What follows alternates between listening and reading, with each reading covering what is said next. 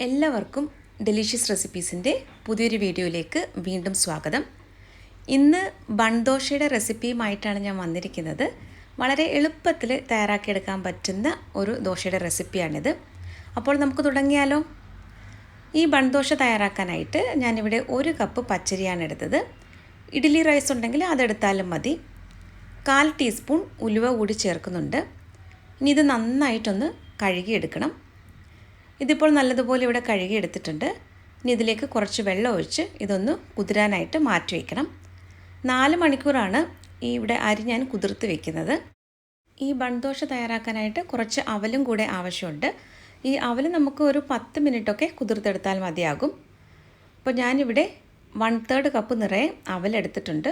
ഇതൊന്ന് കഴുകിയ ശേഷം അല്പം വെള്ളം ഒഴിച്ചിട്ട് ഒന്ന് കുതിർത്ത് വെക്കുകയാണ്. അരി ഇവിടെ കുതിർത്തിട്ട് ഒരു 4 മണിക്കൂർ കഴിഞ്ഞിട്ടുണ്ട്. അപ്പോൾ അതിലെ വെള്ളമൊക്കെ ഞാൻ മാറ്റിയിട്ടുണ്ട്. മിക്സിയുടെ ഒരു വലിയ ജാറിലേക്ക് അരിയും ഉലുവയൊക്കെ മാറ്റിയിട്ടുണ്ട്. 10 മിനിറ്റാണ് അവൽ ഞാൻ വെള്ളത്തിൽ കുതിർത്ത് വെച്ചിരുന്നത്. അതുകൂടി നമുക്കിതിലേക്ക് ചേർക്കാം. 1/3 കപ്പ് നിറയെ തേങ്ങയും കൂടി എടുത്തിട്ടുണ്ട്. ഇനി ഇതിലേക്ക് ഏകദേശം ഒരു 3/4 കപ്പ് വെള്ളം ഒഴിച്ചിട്ട് നല്ലതുപോലെ തരിയില്ലാതെ ഇതൊന്ന് അരച്ചെടുക്കണം. ഇപ്പോൾ നമ്മുടെ മാവ് റെഡി ആയിട്ടുണ്ട്. അപ്പോൾ തേങ്ങയും അവലും ഒരേ അളവിലാണ് ഞാൻ എടുത്തത്. 1/3 കപ്പ് നിറയാണ് തേങ്ങയും അവലും എടുത്തത്. ഇതിലേക്ക് ആവശ്യത്തിനുള്ള ഉപ്പും കൂടി ചേർത്തിട്ട് കൈകൊണ്ട് നന്നായിട്ടൊന്ന് മിക്സ് ചെയ്തെടുക്കണം. ഇനി നമുക്കൊന്ന് അടച്ച് മാറ്റി വയ്ക്കാം. ഞാൻ രാത്രിയിലാണ് ഇത് തയ്യാറാക്കി വെച്ചത്. ഇതിപ്പോൾ അടുത്ത ദിവസം രാവിലെയാണ്. മാവൊക്കെ നന്നായിട്ട് പൊങ്ങി വന്നിട്ടുണ്ട്. ഇനി ഇതിലേക്ക് നമുക്ക് താളിച്ച് കൂടി ഒന്ന് ചേർക്കാനുണ്ട്. അപ്പോൾ നിങ്ങൾ മാവ് ഒരു ഏകദേശം 8 മണിക്കൂറെങ്കിലും ഇത് പൊങ്ങാനായിട്ട് മാറ്റി വയ്ക്കണം. താളിച്ച് ചേർക്കാനായിട്ട് കുറച്ച് വെളിച്ചെണ്ണ ഒന്ന് ചൂടാക്കിയിട്ട് അതിലേക്ക് 1/2 ടീസ്പൂൺ കടുകാണ് ചേർത്തത്. കടുകൊന്ന് പൊട്ടി വരുമ്പോൾ 1/2 ടീസ്പൂൺ അളവിൽ തന്നെ ഉഴുന്ന് പരിപ്പും കൂടി ചേർത്തിട്ടുണ്ട്.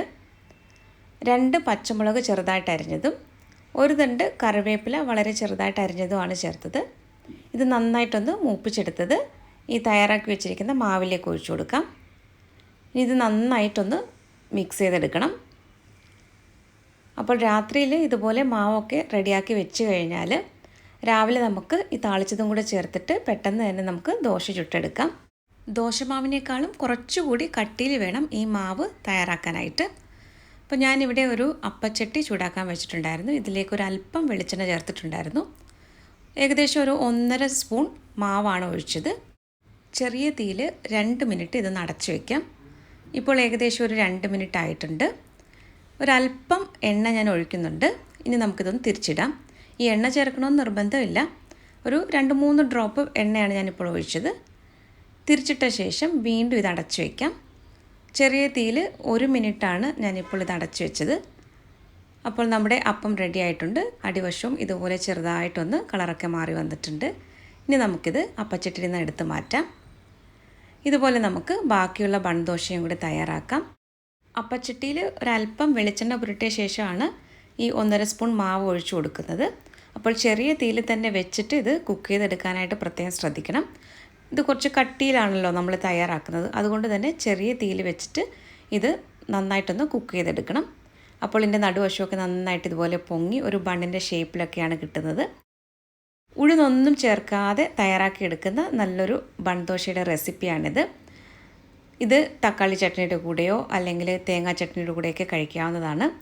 നല്ല ടേസ്റ്റി ആയിട്ടുള്ള ഈ ബൺ ദോശ എല്ലാവരും ഒന്ന് ട്രൈ ചെയ്ത് നോക്കണം. ട്രൈ ചെയ്ത് നോക്കിയിട്ട് ഇഷ്ടമായാൽ ഫീഡ്ബാക്ക് കൂടി തന്നാൽ വളരെ നന്നായിരുന്നു. ഇത് വളരെ സോഫ്റ്റ് ആയിട്ടുള്ള ഒരു ദോശയാണ്. അപ്പോൾ നമ്മൾ സാധാരണ ദോശയൊക്കെ ചെയ്യുന്നത് പോലെ ഇതിങ്ങനെ മാവ് ഒഴിച്ചിട്ട് പരത്തിയൊന്നും കൊടുക്കേണ്ട ആവശ്യമില്ല.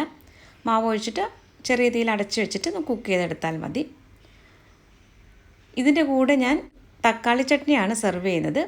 അതിൻ്റെ റെസിപ്പി ഞാൻ കഴിഞ്ഞ ദിവസം പോസ്റ്റ് ചെയ്തിട്ടുണ്ടായിരുന്നു. ഞാനിതൊന്ന് എടുത്തിട്ട് കട്ട് ചെയ്ത് കാണിച്ചു തരാം. എത്രത്തോളം സോഫ്റ്റാണെന്ന് നിങ്ങൾക്കത് മനസ്സിലാകുമല്ലോ. അപ്പോൾ ഇന്നത്തെ ഈ റെസിപ്പി എല്ലാവർക്കും ഇഷ്ടമായെന്ന് കരുതുന്നു. നമ്മുടെ ചാനലിലെ റെസിപ്പികളൊക്കെ ഇഷ്ടമാകുന്നുവെങ്കിൽ ചാനൽ കൂടി ഒന്ന് സബ്സ്ക്രൈബ് ചെയ്തിട്ട് സപ്പോർട്ട് ചെയ്താൽ വളരെ നന്നായിരുന്നു. അപ്പോൾ മറ്റൊരു നല്ല റെസിപ്പിയുമായിട്ട് വീണ്ടും വരാം. Thank you.